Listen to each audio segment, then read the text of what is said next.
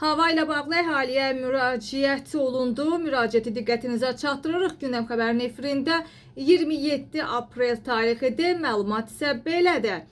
Azərbaycanda Fövqəladə Hallar Nazirliyi bəzi ərazilərdə gözlənilən küləkli və qeyri-sabit hava şəraiti ilə əlaqədar əhaliyə müraciət edib. Nazirlikdən bu barədə məlumat yayılıb və məlumatda bildirilir ki, güclü külək zamanı yüngül konstruksiyalı və müvəqqəti tikililərdən, bina və reklam lövhələrindən uzaq durmaq, elektrik direği və naqillərinin, eyni zamanda hündür ağacların altında dayanmamaq tövsiyə olunur. Bundan əlavə, güclü küləyin baş verən yanğınların söndürülməsi ilə əlaqədar yaratdığı çətinlikləri də nəzərə alaraq küləkli hava şəraitində yanğın təhlükəsizliyi qaydalarına xüsusilə ciddi riayət edilməli olduğu bildirilir. Həmçinin kiçik həcmli gəmi istifadəçiləri belə bu cür hava şəraitində dənizə çıxmağın qadağan olunduğunu nəzərə almalıdır.